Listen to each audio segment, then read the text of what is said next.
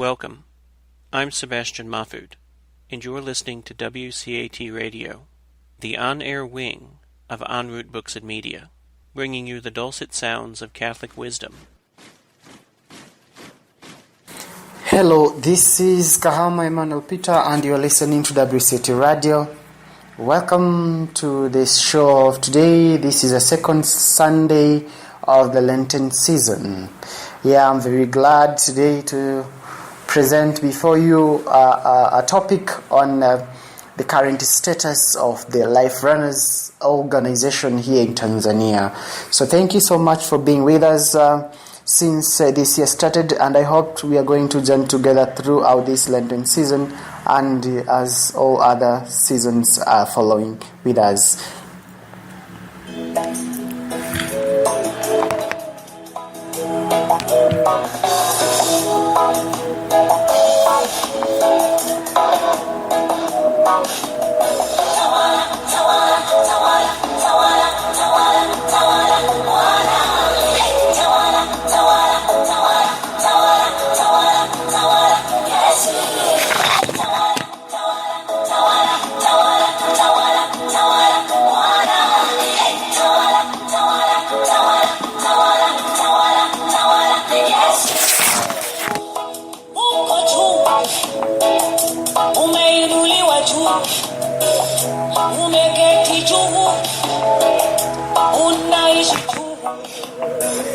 Yes, so as I have said that today we are going to share on the current status of the Life Runners organization here in Tanzania, as it has been also operating in many other countries here in Africa and in the world. If we remember that Life Runners as an organization was incorporated in the state of Missouri in the year of 2011, and up to now it has been operating in about 36 nations in the world with about 10,000 members from across the world. The president of Life Runners in the world, His Excellency Dr. Patrick J. Castle, who has been in Jerusalem for about a week, and where he had a half marathon with Angie Patrick. They've done a very great work, including lifting our prayers in all those holy places in the Jerusalem, including in the empty tomb of Jesus and where Jesus Christ was crucified. We thank them for their great efforts, for their great working day and night towards the efforts to end abortion. Thanks also to Dr. Sebastian Mahfoud, the coordinator for Life Runners for the African continent, who has been tirelessly working to ensure the group is also working well here in Africa. So with their efforts, with their struggle and the prayers, as also the way other members are doing from different places in the world, we hope our activities are well moving, and Christ is really seeing our efforts, and we hope His hand is always going to be with us. So today I would wish to discuss with you that this Life Runners International organization has been an organization which was incorporated in the state of Missouri as a non-profit corporate with the certificate number 1163713 of 2011.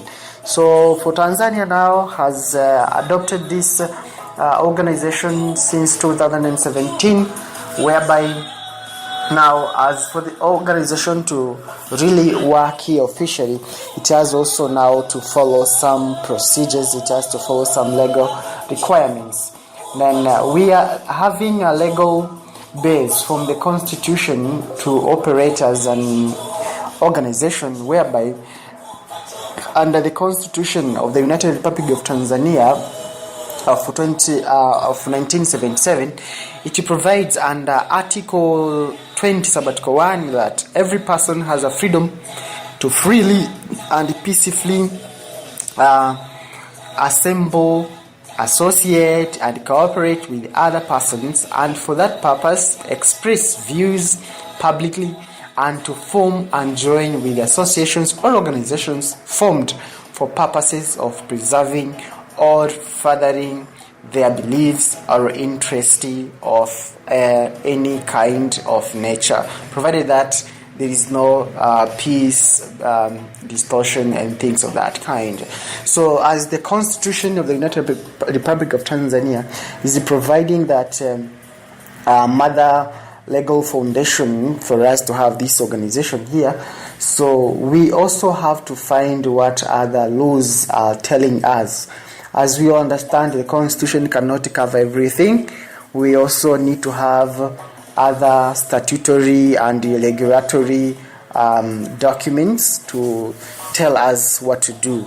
So for Tanzania, we have been having different legal framework to govern our NGOs. So for Tanzania, right now, as we are talking, the laws which have been governing these organizations or the NGOs is as the Non-Governmental Organization Act number 4 of Act number 24 of 2002. So the NGO Act, it also recognizes the international NGOs as charitable organizations that have originally been registered outside Tanzania. So there are now procedures provided for the registration of international organizations. So we see that the Life Finance Organization was incorporated or founded in the United States of America. Then we also have to register it here as a charitable organizations. Now here we find are the procedure for registration of an international organization.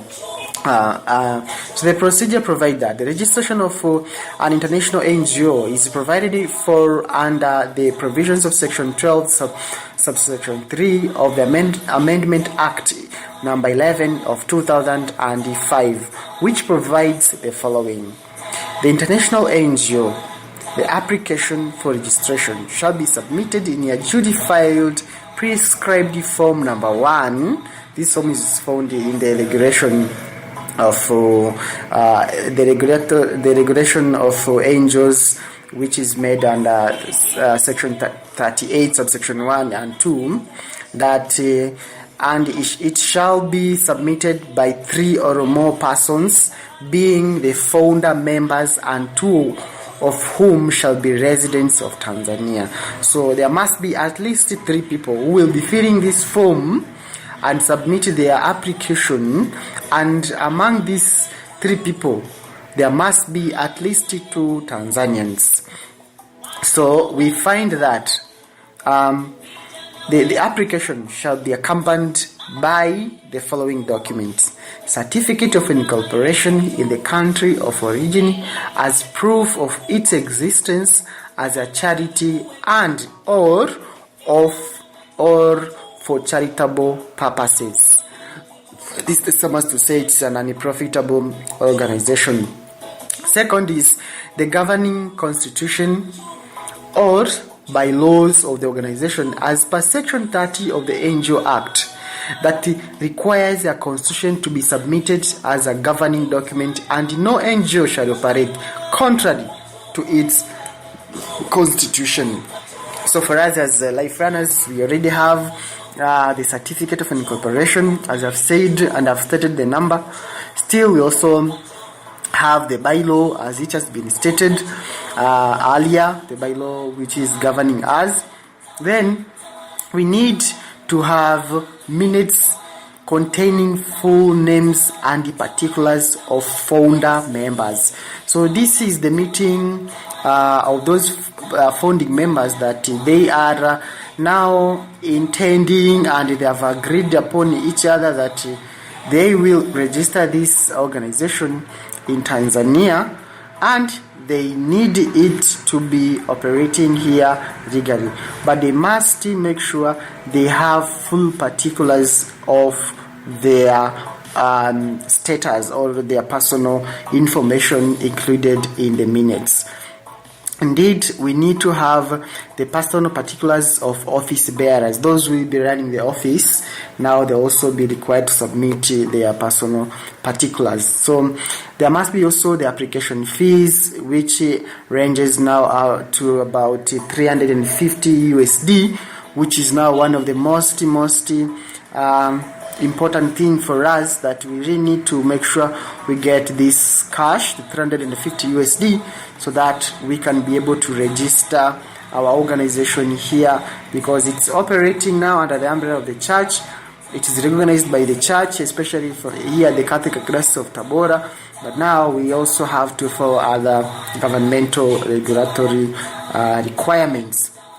Then we also have to put in our application the address and the physical location of the head office of the NGO here in Tanzania, whereby for us the NGO, this NGO will be really located here in Tabora, and the address will be here at Tabora, especially of the Catholic Diocese of Tabora. But later we may have our own address if things works out well. When we get money, we can just have our own address, because it's a big entity. It can also have its own address for its own operations. Also, any other information required by the registrar. Now, as for the Non-Governmental Organizations Act, it has provided the registration of any NGO at two major levels. One is the local level and another one is the international level. Then there's also subdivision in the local level. At the local level, there are three levels. First is at the district level registration, where DASI is the designated registrar. But also we have at the regional level, where RASI has the mandate. But we also have the national registration, whereby the national registration and international registration of these NGOs must be done at the office of the registrar himself in the ministry responsible for these matters. So we find that any international NGO requires a minimum number of 3 or more persons at the time of registration. However, the NGOs in Tanzania are member-based, hence the number of members can increase accordingly as per the need by the organizations, as the reference is made to Regulation 7 of the NGOs Regulations of 2004 that requires application to be by a group of persons. So thereafter, now after you have submitted your documents to the registrar, now they will have to be cross-checked and the documents will have to be inspected.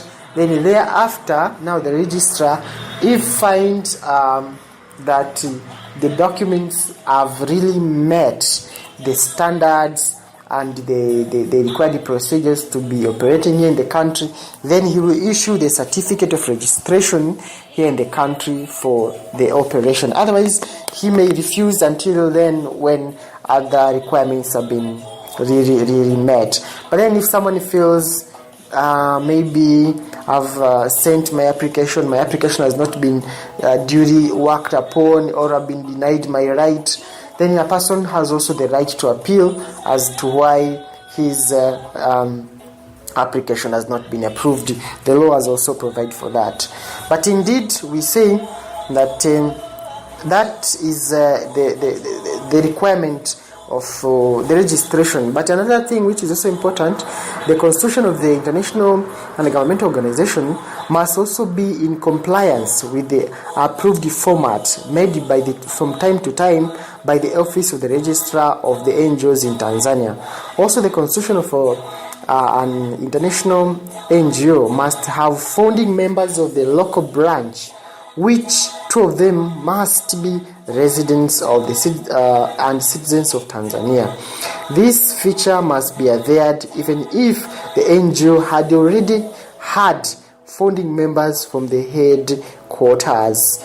So that's a condition that even when this organization was being formed, in another country and there was no Tanzanian in that organization, there must be indicated or they must be given that status as founding members during the foundation of the organization in the US. So at least to make that legal requirement. So as I said, first we need to fill some different forms for the application of this registration, and you pay the fees, which is 350 USD. So thereafter, then we have the post-registration statutory compliances or requirements. So we're saying upon successful registration, an NGO is required to comply with the other requirements which emanate after the registration process of the NGO. So the any international non-governmental organization is always required to be compliant with some statutory issues, of which includes the following: filling and reporting of the annual returns, filling and reporting of the activity report, filling of audited financial statements. Then number 4 is the statutory compliances in other laws, such as immigration law for expert workers. C, compliance issue concerning the employment of non-citizens in Tanzania, as always referred to the labor laws, tax laws, and such other related laws. So we see there are some requirements to be followed in the pre-registration process, during registration process, and even after the registration, so that this organization can be able to be monitored well in the country. It is said that the major objective of this law was to provide the room, procedure, and the other matters related for registration of these NGOs, but also the means for the government to be able to monitor them on how they should operate. So these are some of the conditions which have to be adhered. So why they have decided to talk about this, that the organization has well been received here in Tanzania as well in many other different countries here in Africa, and we need now to have these formal procedures, formal registrations of the organization. So we are still a very young organization operating here, or a very young office of the organization here in Tanzania, whereby we still do not have much to do, though the Catholic Diocese of Tabora has accepted to offer to the organization the office, that we may be able now to stand and join our hands together to push the campaign for ending abortion. So with these strategies, as the Catholic Diocese of Tabora is ready to support us with the office, then we really need now to see, because the diocese will give us the office now for the chapter of Tabora, but it also has to give the office for the national coordinator of the Life Runners here in Tanzania. The national director for the Life Runners here in Tanzania. But it also has to give the office for the associate coordinator for the Life Runners in Africa. So it's a very, very heavy duty, and still we need to have the center for counseling and support to people who have been having different problems related to abortions, especially to women who either they were forced or they were raped, then maybe they conceived, so they still have some problems in the cause of what happened. They are still thinking about it, confused about it, or their children who are told maybe they were born because their parents were raped, or there are those people who are now in serious dilemma. They are thinking of doing abortions because of the different problems they are facing or they are going through, including maybe the way they conceived it, they conceived the pregnancy, or young men and women, especially in the colleges, who are suffering because of having pregnancy or because they had pregnancy, or even the families which maybe they did abortions, and people of such kind. We need to have now the center, the office, whereby we will have experts already who are there. They are ready to volunteer for that. We have like sisters who are experts in counseling. We have also some lay people and some priests here in the diocese who are experts in the counseling, psychology, issues of psychology, guidance and counseling, issues related to faith, whereby people they can be supported now to stand and move forward from the starting point. Now they can get advice, they can get more support. So we'll have a team of people whom first we will have to be, despite of them having their own experts or their own skills on how to guide people, but we need to add something in them basing on the Life Runner as an organization, on our principles, on our key principles on operation and dealing with the people or different problems of our members or anyone who is approaching us. So thereafter, then these people will start their mission of saving the souls of the people who have been injured or wounded because of abortions and things of that kind. It is really said that women are the most suffering people because of the abortions. So we are really trying to see on how we can help women, especially young ladies, and Tabora as one of the regions with the highest rate of early marriages and the pregnancies. It also has a very high rate of perception of many cases of abortions, because many young people they are facing this. So as we said in the previous session, that the government also released a report that about 30 people who are dying when they are pregnant, 30 of them they die because they were trying to do abortion. So we assume if Tabora has this serious rate of these young or early marriages and pregnancies, there must be also a serious rate of abortions. And in fact, that's the case, because I remember we once had a workshop, and the Youth of United Nations Associations, of which myself as the regional coordinator of the Youth of United Nations Associations here in Tabora, prepared it, coordinated it, and hosted it here in Tabora. The doctor who came to represent the regional medical doctor said the same thing, that there are so many young people, young women who are dying here because they are trying to do abortions. So it's a serious case, it's a serious problem.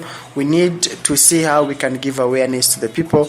We need to see how we are going to push the public into understanding the seriousness of the problem.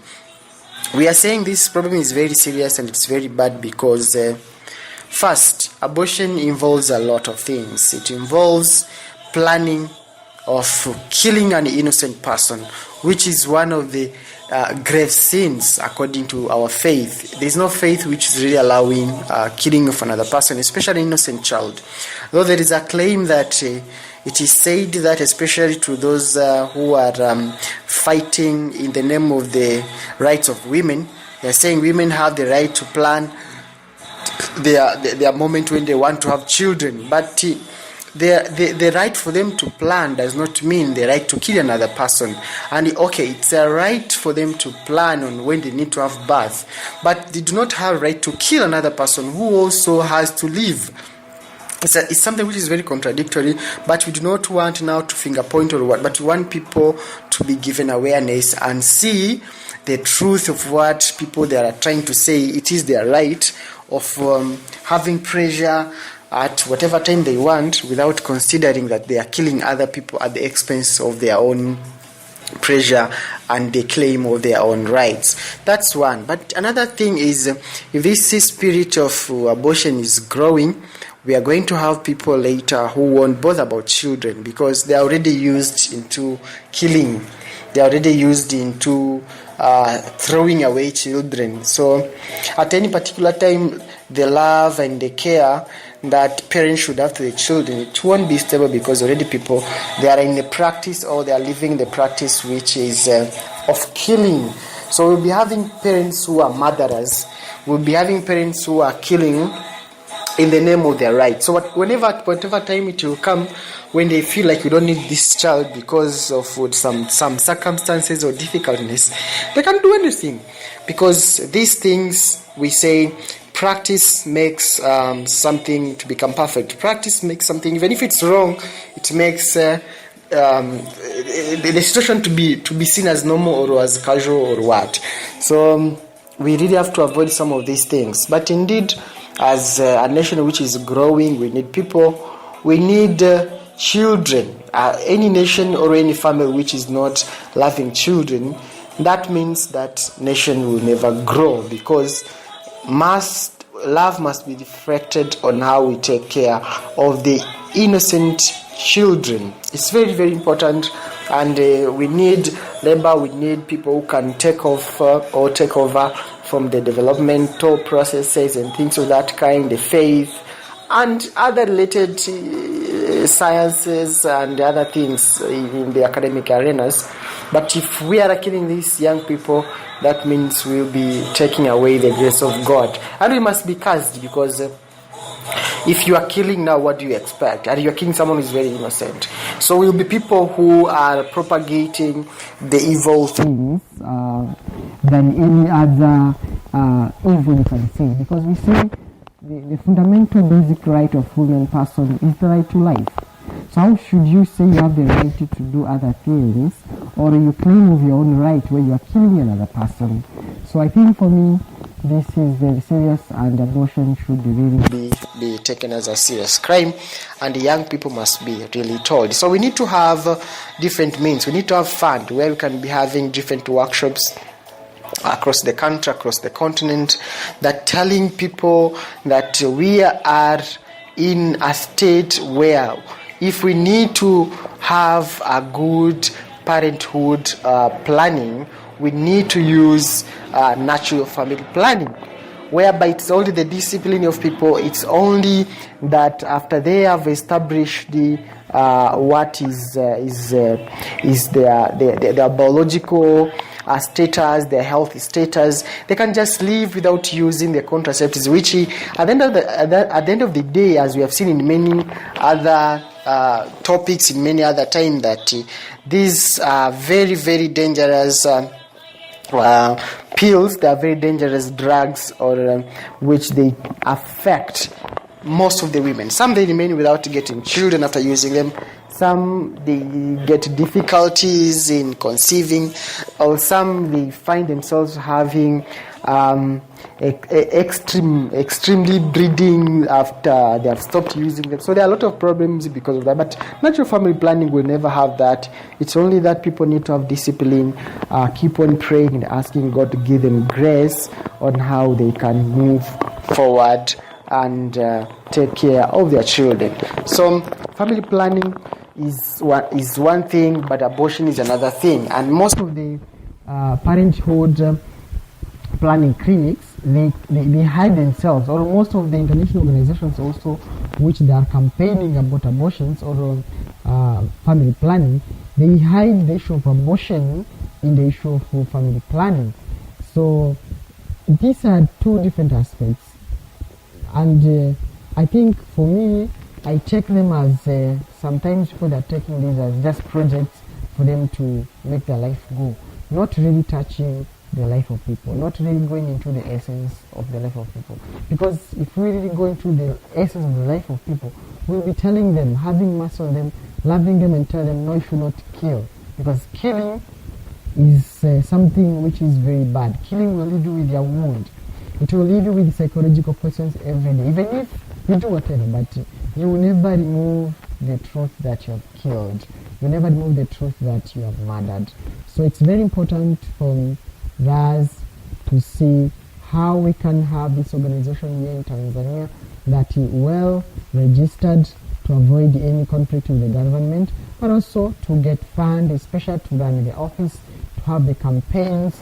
We need transport so that we can be able to move to different regions, to remote areas where we think those are still virgin places where we can go and give knowledge to people that we should make sure that you are not going to do abortions because you'll be killing your own generation. We need to go to the young men and the women in different colleges. We need to have radio programs, TV programs, and such kind of related means, having even magazines or flyers to ensure people that are aware about our program. So it's a journey now we have started, and we are hoping that God is going to be with us. I hope that the President of Life Runners, His Excellency Dr. Patrick J. Kaso, and the coordinator for Life Runners in Africa, Dr. Sebastian Mafoud, they are really going to see on how they are going to support our activities here and on how they are going to make us grow and move. So we're waiting for these people to be coming in Africa here, as they promised to be traveling here sometimes later in this year or the coming year, so that we can be able to push our programs. We need to do this for the sake of the innocent people, because we need their parents to be free from killing and them to be free from being murdered. We have our hashtag now, which we use in different social media, which is the statement that the Archbishop Paul Ruzoka gave, that if you were aborted, where would you be? Think of this. If your parents were not kind enough and they aborted you, where would you be today? So this is our hashtag for our campaign here in Tanzania, so that we can be able to push and make everyone understand that abortion is never a means for parenthood planning. Rather, it's a means of killing innocent people, and it has to be condemned and it has to be stopped.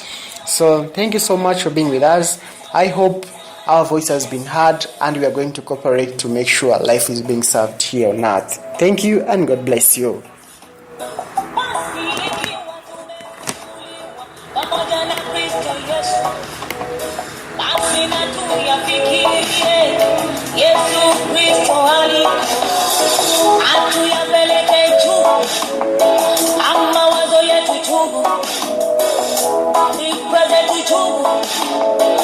Akili zetu chungu, matendo yetu chungu, maisha yetu chungu, watoto wetu chungu, vijana wetu chungu, maisha yetu chungu, furaha yetu chungu, elimu yetu iwe chungu, kuwaza kwetu kuwe chungu, vijana wetu wawe chungu, matendo yetu chungu, kule chungu, chungu, chungu, chungu sana, chungu, chungu, chungu, chungu sana,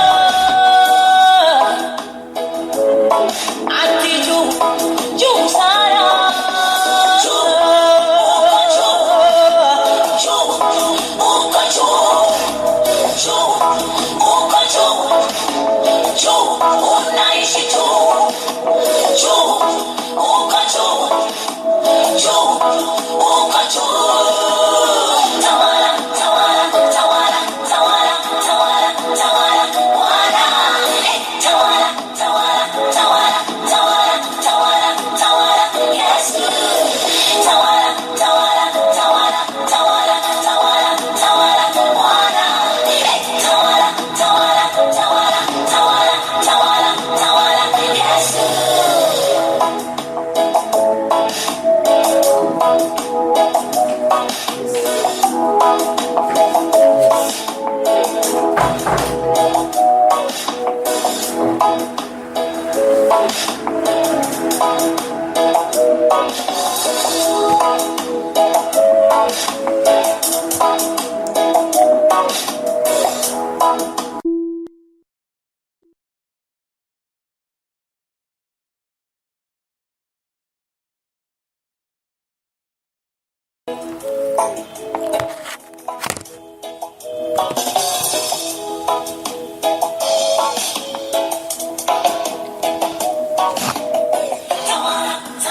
Halo, tumsifu Yesu Kristo.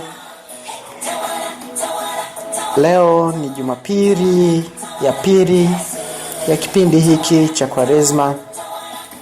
Jumapili ambayo Bwana wetu Yesu Kristo anafunuliwa kwetu kwa uweza mkuu wa Baba yetu, Baba Mungu wa mbinguni. Akiwa pale mlimani, Bwana wetu Yesu Kristo alipokuwa amekwenda kwa ajili ya kusali akiwa na mitume wake watatu, mtume Petro, Yohane na Yakobo, walitokea pamoja naye Bwana wetu Yesu Kristo pale mlimani manabii wawili, Elia pamoja na Musa, ambao hawa kwa namna ya pekee katika Agano la Kale tunawaona walikuwa na majukumu makubwa sana ambayo Mwenyezi Mungu aliwapa kwa ajili ya taifa lake teule la Israel. Na hawa wawili wote hakuna ambaye kaburi lake mpaka leo linaonekana au linajulikana. Wote hawa inaonekana miili yao ilinyenyuliwa kwenda mbinguni, au kwa namna ya pekee imani zao zilikuwa kubwa kiasi kwamba Mungu aliwateua wawe sehemu yake huko mbinguni. Basi Bwana wetu Yesu Kristo akiwa pale mlimani, walitokea mbele ya macho ya mitume hawa, Bwana wetu Yesu Kristo akiwa anaongea na manabii hawa wakubwa wawili, Elia pamoja na Musa. Basi ikasikika kutoka mbinguni sauti kuu ikisema, "Huyu ndiye mwanangu mpendwa, sikilizeni yeye." Basi mitume waliona ile hali, Bwana Yesu akiwa amebadilika mavazi, yameng'ara sana. Basi imani yao ikazidi kuimarika, imani yao ikazidi kukua. Wakakaa kimya wasiseme lolote hata yalipoendelea kutimia mengi, lakini basi ilitokea kwao ili waweze kuimarishwa, kwa sababu mtume Petro yeye ndo aliachiwa kanisa akiwa ndio kiongozi mkuu wa kanisa Katoliki duniani. Basi katika ukuu wa kiti chake leo tunaye Baba Mtakatifu Francis katika mtiririko huo wa kipapa wa kiti cha mtume Petro. Basi tunaona pia mtume Yakobo alikuwa ni shahidi wa kwanza mfia dini pale baada ya Bwana wetu Yesu Kristo kuondoka. Ni mtume wa kwanza wa Bwana wetu Yesu Kristo kuuawa kishahidi. Lakini pia tunamuona mtume Yohane ambaye naye alishuhudia kifo cha Bwana Yesu pale msalabani. Na Bwana Yesu akamwambia, "Basi tazama, huyu sasa ni mama yako, na mama tazama, huyu ni mwanao." Akamkabidhi mama yake mikononi kwa mtakatifu au mtume Yohane. Kwa hiyo hawa aliwaandaa kwa namna ya pekee, kwa sababu walikuwa na majukumu ya pekee miongoni mwa mitume wa Bwana wetu Yesu Kristo. Basi katika Jumapili ya siku hii ya leo, na katika kipindi chetu cha siku hii ya leo, mimi nikiwa kama mratibu au kiongozi au mkurugenzi mkuu wa asasi hii ya utetezi wa uhai hapa Tanzania au Life Runners Organization, ambayo ilianzishwa huko Marekani na kusajiliwa katika taifa la Missouri au Missouri State.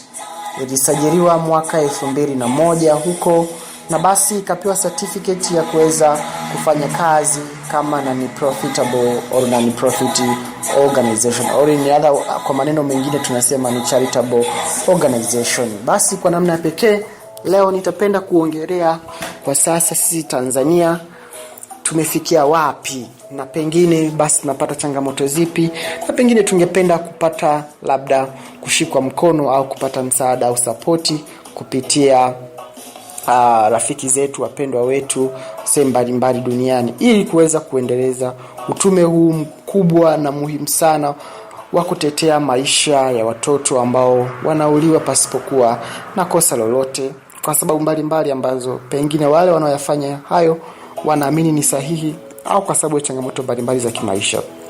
Tuweze kusaidiana, kuimarishana na kuongozana juu ya haya mambo. Sasa Life Runners hapa Tanzania sasa tunatambulika na kanisa, hasa na ofisi ya askofu mkuu jimbo kuu Katoliki Tabora, ambaye yeye ndio shepherd au yeye sasa ndio mchungaji mkuu wa organization hii kwa Tanzania. Basi akiwa na waandamizi wake mapadri, tunaye Father au Padri Desiderius Katabaro, ambaye basi naye tuko naye katika ofisi ya taifa ya usimamizi wa asasi hii au organization hii, ambaye yeye anasimama kama padri mlezi wa organization hii, akisimamia mapadri wengine wote ambao watashirikiana nasi. Kazi yake kubwa itakuwa ni kuona mipango ambayo machaplain wanapanga kwa ajili ya kuwaimarisha viongozi, kuwaimarisha wale washiriki wetu na kuwaimarisha watu mbalimbali kadiri ya taratibu za kiroho na kiimani katika taifa letu hili. Lakini basi pia tunao mapadri wengine ambao tunashirikiana nao kama Father Andrew Mlele Mtaki, ambaye kwa namna pekee basi yeye ndio mlezi wa tawi la Tabora au chapter ya Tabora au mkoa mzima wa Tabora. Basi yeye ndio anasimamia kwa namna pekee, akijaribu kushirikiana na viongozi mbalimbali ambao sasa tunaye Mr. Trifonius Lisu ambaye ndio team leader kwa Tabora, baada tujapata assistant team leader. Lakini basi pia tunaye Sister Martha Heman ambaye pia naye anafanya kama secretary au katibu. Lakini pia tunaye Bi Diana Bushumba ambaye anafanya kama muhasibu kwa ajili ya chapter ya mkoa wa Tabora. Hawa kazi yao kubwa itakuwa ni kuona jinsi watakavyopanga ratiba na programs mbalimbali katika mkoa huu wa Tabora, kuhakikisha tunaongeza matawi katika shule, matawi katika vyuo na pia matawi katika parokia mbalimbali. Basi tutashirikiana na wao na kazi hizo zote basi mimi nitakuwa nazisimamia, mimi nitakuwa nikipata ripoti kutoka kwao na nikiweza kucompile zile ripoti au kuziweka pamoja kuona nini kinaendelea. Kwa hiyo na jukumu kubwa sana la kuona tunafanya nini kwa ajili ya kupata fedha, kwa sababu ofisi pia pamoja na kuwa na rasilimali watu tunahitaji rasilimali fedha. Lakini swala kubwa la msingi kabisa tunahitaji kuona sasa kama organization ambayo itakuwa na sura ya kimataifa, kama tunasema ni asasi ya kimataifa ya utetezi wa haki ya uhai. Basi nataka leo tupitie tuone kwanza msingi wa kisheria ambao unaturuhusu sisi kuweza kuwa na asasi hii katika taifa la Tanzania. Basi nitakushirikisha msingi kutoka katika katiba yetu inavyoruhusu watu mbalimbali kuwa na uhusiano, ushirikiano, kuanzisha asasi na vitu kama hivyo kwa ajili ya kuendeleza yale ambayo wanafikiri ni mema kwa taifa na kwa wao wenyewe binafsi. Lakini nitakuelezea pia sheria inayosimamia asasi binafsi au asasi za kidini, na asasi ambazo ni kwa ajili ya misaada mbalimbali ya kijamii, ambazo asasi zisizo za kifedha au zisizo za uzalishaji fedha au zisizo za faida. Lakini pia tutaangalia pia miongozo mbalimbali kwa ajili ya asasi hizi kusajiliwa, kufanya kazi na mambo mengine yanayohusiana na hayo katika taifa letu. Basi karibu sana tushirikishane ili tuone tunaenda vipi katika kuimarisha asasi katika nchi ya Tanzania. Na kwa sababu Tanzania sasa ndio itakuwa na jukumu kubwa la kusimamia asasi hii katika bara la Afrika, kwa sababu msaidizi wa coordinator wa bara zima la Afrika kwa organization hii yuko Tanzania, ambaye ndio mimi mwenyewe. Kwa hiyo ofisi lazima itakuwa hapa Tabora. Kutakuwa na ofisi ya msaidizi wa coordinator wa bara la Afrika wa Life Runners. Tutakuwa na ofisi ya taifa ya Life Runners hapa Tabora, lakini pia tutakuwa na ofisi ya mkoa ya Life Runners hapa jimboni Tabora. Kwa hiyo utaona kuna ofisi karibu 3 ambazo vitengo 3 chini ya ofisi moja katika mkoa huu wa Tabora. Na pia tutahitaji kuwa na kituo kwa ajili ya msaada wa kisaikolojia, kimawazo na vitu vingine kama hivyo kwa waathirika wa mambo mbalimbali yanayotokana aidha na kubakwa, utoaji wa mimba na vitu kama hivyo. Kwa hiyo tunaona kabisa tunahitaji nguvu kubwa ya kutosha, na pasipo kupata hiyo support tunaweza kushindwa. Karibu sana tuweze kushirikishana haya na tuone tunaweza kusaidiana vipi.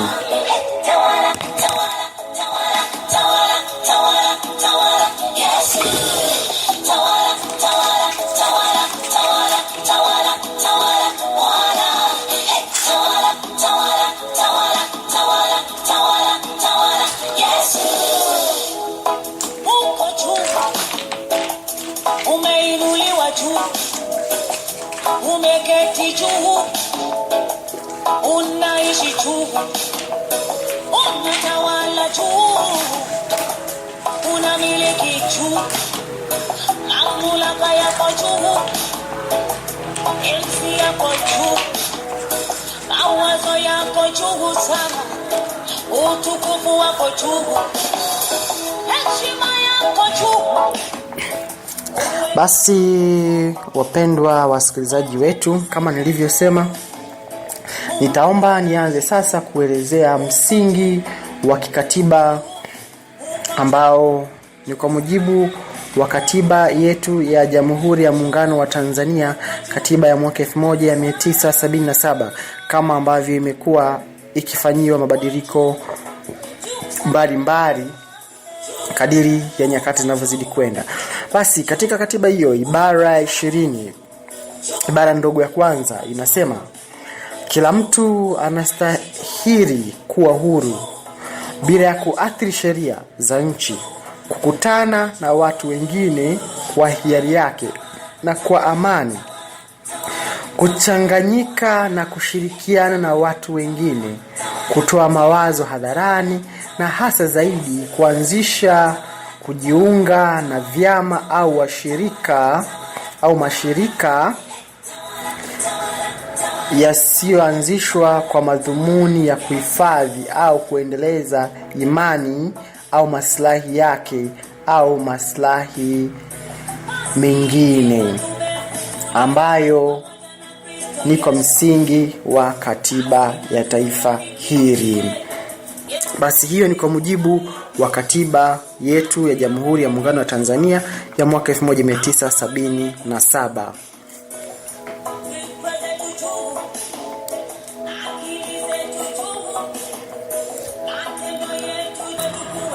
Basi tutaona pia kadiri ya sheria nyingine za taifa hili ambazo ni sheria zinazosimamia NGOs, hasa sheria ile namba 24 ya mwaka 2002 ambayo inazitambua asasi hizi za watu binafsi au asasi ambazo zinazoanzishwa kwa yani asasi zinazoanzishwa kwa sababu zisizo za kisiasa au zinazofanana na hizo, lakini kwa sababu ya malengo ya kuendeleza jamii au hisia au mtazamo wa watu fulani.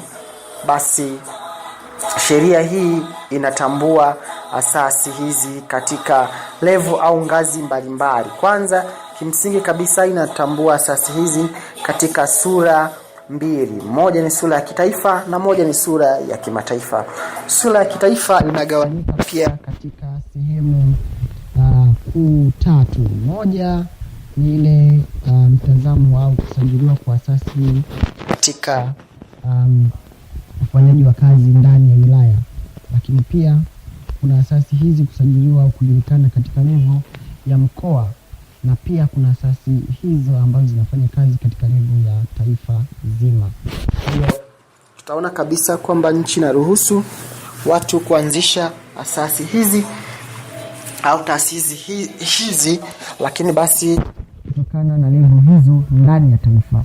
Lakini pia tuna taasisi hizi ambazo zinaanzishwa katika sura ya kimataifa, kwamba inakuwa ni zaidi ya taifa moja, inafanya kazi zake nje ya mipaka ya taifa moja. Kwa sisi kama Life Runners Organization tunaona kabisa kwamba tuna haki sasa na wajibu mkubwa wa kuhakikisha tunafuata matakwa haya ya kisheria ili kuepuka migogoro isiyo ya lazima na serikali, lakini pia pengine kutupata ruhusa ya kufanya vikao vyetu, kufanya shughuli zetu mbalimbali katika taifa hili. Swala kubwa la kwanza ambalo tunaliona hapa ni kwamba asasi hii ilianzishwa na kupata certificate yake ya awali katika taifa la Marekani, katika state ya Missouri. Ilisajiliwa mwaka 2011 katika taifa lile kwa lengo kubwa kabisa la kufanya kazi kama taasisi isiyo ya kifedha au taasisi isiyo kufanya kazi zake kwa ajili ya faida au non-profitable organization. Hivyo kutoka mwaka huo imekuwa ikifanya kazi zake katika taifa la Marekani kama taifa mengine mbalimbali, na mpaka sasa basi ipo katika mataifa karibu 36 na matano miongoni mwake ni katika bara la Afrika, na hayo matano yaliyo katika bara la Afrika, moja ya taifa hilo ni Tanzania, tukiachilia mbali taifa la Kenya, Liberia, Eritrea na Uganda. Hivyo basi tunaona organization inazidi kukua na mpaka sasa ina washiriki au ina memba ambao wasiopungua 10,500. Basi inakuwa kwa kasi kubwa na kila siku tunapata washiriki, lakini basi kwa Tanzania kama ilivyo katika mataifa mengine ya bara la Afrika tunahitaji iweze kusajiliwa rasmi. Hapa tunajaribu kuona sasa leo kuna mahitaji mbalimbali ambayo msingi ni usajili wa asasi hii katika taifa letu, na moja ya mambo hayo ambayo ni ya msingi kabisa tunatakiwa kuyapitia ni kutambua kwamba sheria hii kama tulivyosema ya Angels Act ya mwaka 2002 inatambua kwamba asasi hizi au angels hizi za kimataifa zinafanya kazi kama asasi zisizokuwa zinafanya kazi kwa ajili ya faida. Basi kama mataifa kama mashirika yasiyo ya kiserikali ambayo yanatambuliwa katika nyanja ya kitaifa na kimataifa, sisi ni moja ya shirika ambalo basi si la kiserikali na tunapenda litambuliwe katika sura hiyo, ni kwamba ni shirika ambalo ni la kimataifa ambalo linajikita katika utetezi wa uhai, hasa uhai kwa maana ya kupinga mambo yote yanayohusiana na utoaji wa mimba, kwa sababu kutoa mimba kwanza kabisa kuna kiuka haki ya msingi ya binadamu yoyote, ambayo kwa mujibu wa sheria za kitaifa hata za kimataifa, mwanadamu yoyote haki yake ya kwanza ni kuishi. Na sisi wanadamu kuishi kwetu kunaanza katika kutungwa kwetu mimba au conception. Siku ya kwanza tu pale ambapo mimba inatungwa, uhai wa mwanadamu unaanza pale. Kwa hiyo katika nyakati yoyote baada ya conception, ile mimba ikitolewa, ule ni uuaji. Na tunafahamu kabisa hata katika sheria zetu za Tanzania, mfano kwenye sheria ya makosa ya jinai, tunaona kabisa moja ya makosa ambayo ni makosa ya jinai, basi ni mambo yanayojihusisha na utoaji wa mimba. Hivyo nasi tungependa kuunga mkono juhudi za serikali, hasa katika swala zima la utetezi wa uhai wa mwanadamu, kwa sababu hakuna taifa lolote duniani lililowahi kuendelea kwa kuua watu wake. Tumeona watu wengi, hasa kina mama mbalimbali katika mataifa mbalimbali, wamekuwa wanasema kwamba wanapigania haki za wao kuwa huru, kupanga uzazi, kuamua wazae lini na wakutozaa lini. Tunawapongeza katika hilo, lakini tunashindwa kukubaliana na wao kwamba mbona haki yao ya kufanya wanachokitaka iweze kuwa sababu ya wao kukatisha haki ya msingi ya viumbe wengine. Kwa nini waamue kuwaua viumbe wengine ambao mwisho wa siku maisha ya wale viumbe wengine kwa namna yoyote ile tayari ni maisha ambayo ni ya mwanadamu mwingine. Sasa unaposema wewe unapigania haki yako kwa kumuua binadamu mwingine ili wewe uwe huru, kwanza inaonyesha kabisa tunasema percentage ile au degree kubwa sana ya ubinafsi, kukosa utu, unyama na vitu vingine vinavyojihusisha. Ndio kwa sababu kama unaweza ukamuua mtoto wako wewe mwenyewe unayemzaa, tuchukulie wewe unafanya kazi katika hospitali au unafanya kazi katika kituo fulani cha huduma za jamii, unaweza ukampenda nani tena kama umemuua mtoto wako ambaye alikuwa ndani ya mwili wako wewe mwenyewe?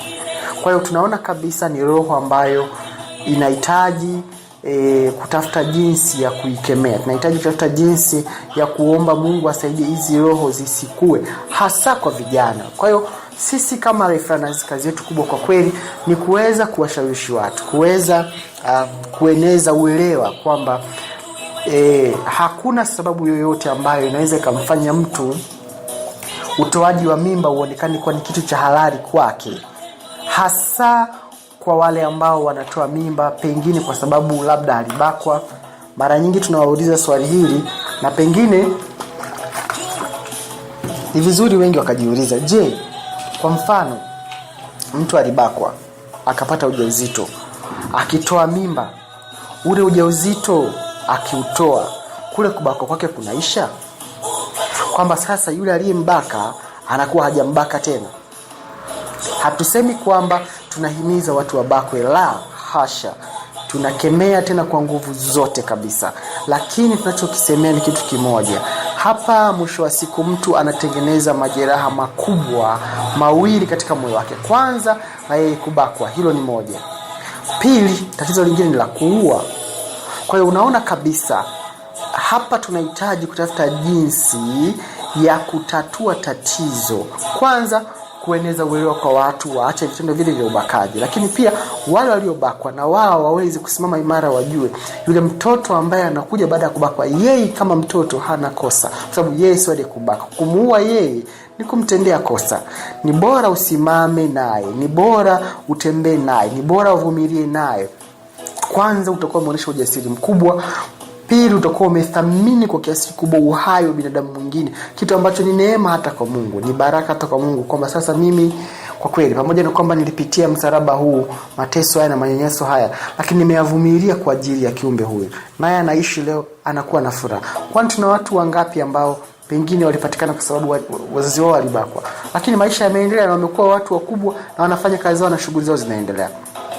Kwa mimi ninaamini kwamba matatizo mengi ambayo yanawapata watu na mpaka kufikia kuamua kufanya abortion ni kwa sababu wamekosa mwongozo mzuri, ni kwa sababu wamekosa mwanga mzuri. Hivyo sisi hatupo kwa ajili ya kumnyoshia mtu kidole, mbona ulitoa mimba, mbona ulifanya hivi? Hapana. Kazi yetu kubwa ni kuimarishana, kazi yetu kubwa ni kusaidiana, na ndio maana tutakuwa na kituo maalum kwa ajili ya wataalamu wetu kutoa uelewa kwanza juu ya mambo ya mpango salama wa uzazi, tukitumia njia za asili za uzazi wa mpango, kwa sababu tumeona pia wengi wamekuwa wakipata madhara makubwa kwa sababu ya kutumia dawa hizi za uzazi wa mpango. Kwa hiyo tunaona ni bora tusisitize sana au tuweke mtazamo ulio mkubwa sana katika matumizi ya uzazi wa mpango wa njia za asili kuliko wa madawa. Hivyo basi tukae chini wakati mwingine, tushirikishane, tujadiliane na wale ambao wanatoa pia dawa hizo uzazi wa mpango, na ni tuone, je, zina madhara gani? Tushirikishane kama watu wa jamii moja, kwa sababu ni muhimu sana tukikaa chini kila wakati kuona mataifa yetu yanaendeleaje na uzazi salama unaendelea kuwa katika ulimwengu, kwa sababu dunia yetu hii inahitaji sote tuweze kuwa salama. Kwa hiyo basi tutazame sasa katika sura ile ambayo tulikuwa tumesema ni mahitaji ya usajili au kusajiliwa kwa shirika hili ambalo basi au mashirika ambayo si ya kidini, ya kiserikali katika taifa la Tanzania. Hivyo basi tutaangazia kidogo leo au kwa undani, baada ya kuwa tumejiona katiba. Sasa tuone sheria mama ambayo inasimamia sasa mashirika haya yasiyo ya kidini. Tutaona katika kifungu kile cha 12, kifungu kidogo cha 3 cha sheria ambayo ilifanya mabadiliko madogo katika akti namba 11 ya 2005, ambayo yenyewe inasema kwamba basi asasi yoyote ambayo itahitaji kufanya usajili wake katika taifa hili itatakiwa kujaza form namba 1 ambayo itakuwa imejazwa na watu watatu au washirika watatu ambao wawili kati yao lazima wawe wakazi na raia wa hapa Tanzania. Basi hiyo ni moja, kwamba usajili wa asasi hii itahitaji kuonesha kwamba kuna watu walau watatu ambao kati yao hawa wawili basi ni raia au wakazi wa hapa Tanzania. Lakini pia hiyo form itakapokuwa imejaza na watu hao watatu, watatakiwa pia pamoja na hiyo form kuwasilisha kwa msajili certificate ya usajili wa awali wa taifa lile ambako asasi hii inatoka. Na kwetu sisi kama tulivyosema, tutapeleka certificate ya usajili ambayo ni iliyosajiliwa katika state ya Missouri, ambayo isajiliwa kama life group, na certificate hiyo tunayo, basi tutaweza kuiwasilisha. Basi certificate hiyo itaambatana pia na bylaw yetu au katiba, ambayo kwa mujibu wa kifungu namba 30 cha sheria hii ya mashirika yasiyokuwa ya serikali, inahitaji katiba hiyo iwasilishwe kuonesha shughuli zake inavyozifanya, na shughuli zile hazitafanywa kinyume na katiba hiyo.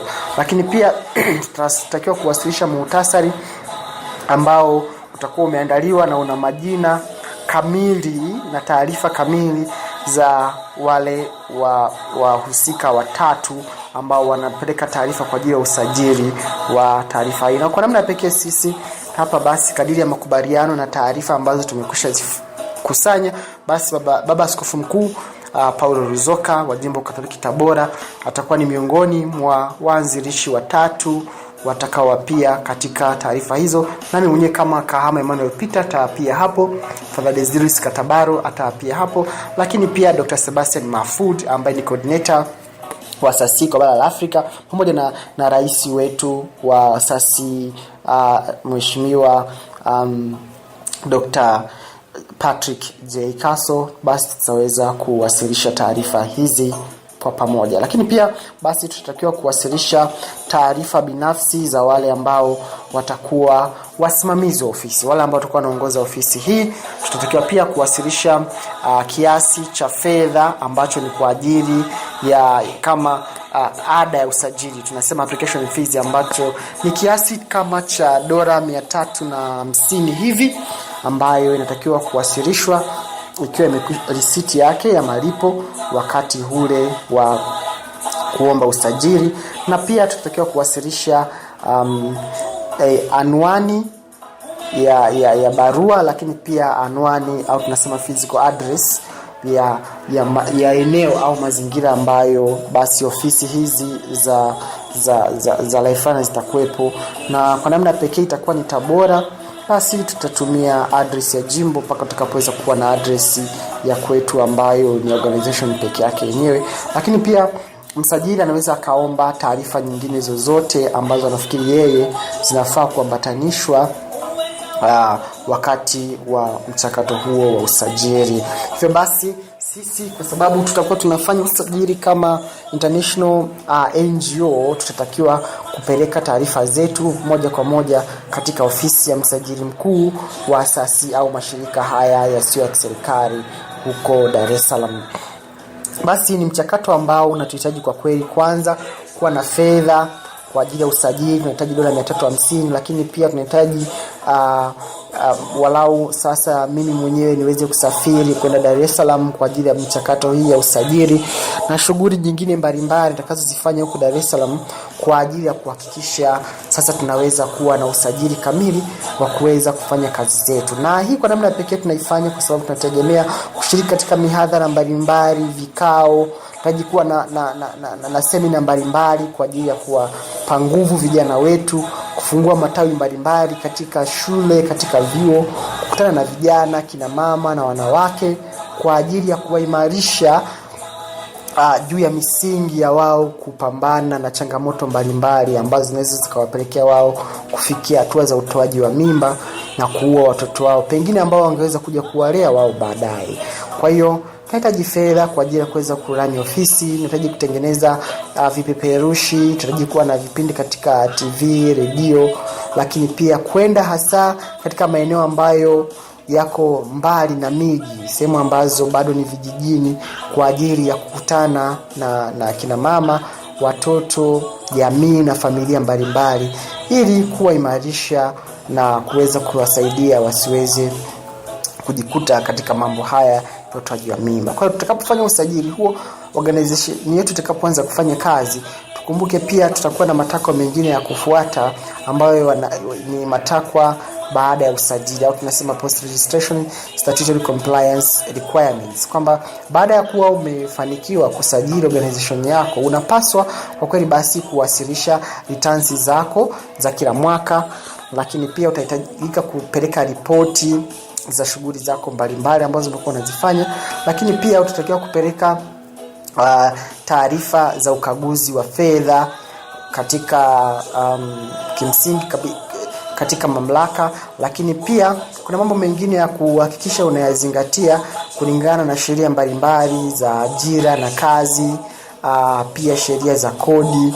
Basi ni mambo ambayo lazima uweze kuhakikisha unayazingatia, na pia sheria za uhamiaji kama utakuwa na wafanyakazi ambao wanakuja kwa ajili ya kujitolea. Hivyo basi sisi kama asasi tungependa kuomba hasa kwa viongozi wetu, rais wetu na mratibu wetu au coordinator wetu kwa bara la Afrika, waweze kutusaidia kwa namna pekee kabisa kuweza kuona tunawezaje kuyatimiza haya ndani ya muda huu mfupi, kwa sababu ni muhimu sana kuhakikisha tunafanya kazi katika misingi ya kisheria, ili tusije tukaingia migogoro na pengine kufungiwa na kukosa leseni ya kuweza kufanya haya ambayo ni mema, kwa sababu tunajua tunapofanya haya tutakuwa na upinzani wa hapa na pale. Lakini basi kwa sababu ni mambo ambayo ni ya maendeleo, siku zote lazima kukutana na challenges mbalimbali au changamoto mbalimbali. Hivyo tungependa kuomba sana kuweza kupata msaada kwa ajili ya kuhakikisha tunaweza kusajili asasi hii ndani ya muda wa mwezi mmoja, ili kuhakikisha mambo yamekwenda vizuri. Basi ni ombi langu kwa namna pekee kuomba wale wote ambao wanaweza kutusaidia kwa namna moja au nyingine kupata fedha kwa ajili ya usajili wa asasi yetu hii au organization yetu hii, tuweze kufanya kazi ya kutetea uhai. Zaidi nipende kuwakumbusha, basi tuna njia mbalimbali za mawasiliano kwa sasa. Tuna WhatsApp group, lakini pia tuna hashtag yetu ambayo tunaitumia, na ni maneno ya Askofu Mkuu Paulo Ruzoka ambaye yeye alisema maneno haya tukiwa katika misa ya ufunguzi wa Life Runners hapa Tabora na Tanzania nzima. Alisema kwa Kiingereza, if your parents were not kind enough to let you live, where would you be today? Kwamba kama wazazi wako wangeamua kutoa huo ujauzito ambao wewe ndio ulizaliwa, leo ungekuwa wapi? Kwa tuna hashtag yetu ambayo inasema if you were aborted, where would you be today? Fikiria hili sana. If you were aborted, where would you be today? Then kwa nini wewe ukatishe maisha ya mwingine? Kwa nini wewe uwe huyo mtu mwingine? Unajua Mungu alimpangia awe nani? Kwa namna pekee, hata kama kuna tatizo lipi limetokea, tujitahidi kuepukana na moyo huu wa mauti, moyo wa kuua na moyo wa kukosa huruma. Hata kama tunatafuta haki zetu, tutafute haki zetu bila kukatisha haki za watu wengine. Dunia ina changamoto mengi na mambo mengi magumu, lakini kwa upendo na huruma ya Mungu yote hayo yanawezekana yakaweza kutatuliwa. Basi nawashukuru sana kwa siku ya leo. Nawatakia kila jema, pengine tuonane Jumapili ijayo. Mungu awabariki na muwe na Jumapili njema. Asante.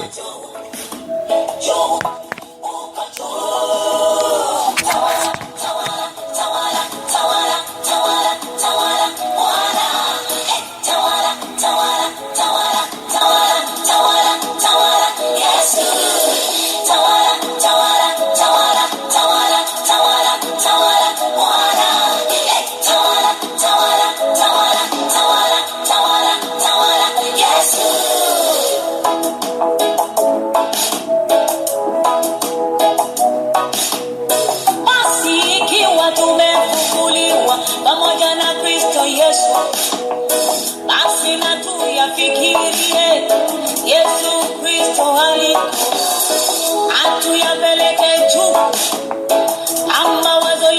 chugu, fikra zetu chugu, akili zetu chugu, matendo yetu chugu, maisha yetu chugu, watoto wetu chugu, vijana wetu chugu, maisha yetu chugu, furaha yetu chugu, elimu yetu iwe chugu, kuwaza kwetu kuwe chugu, vijana wetu wawe chugu, matendo yetu chugu, kule chugu, chugu, chugu, chugu sana chugu, chugu, chugu, chugu sana,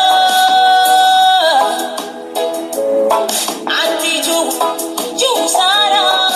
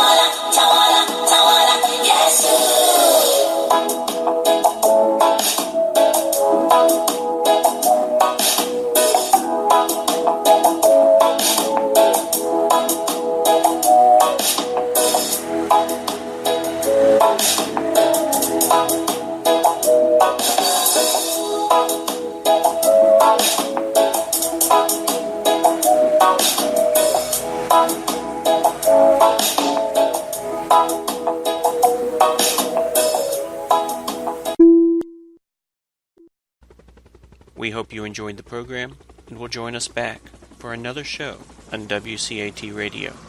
This is Sebastian Mahfood. Good day.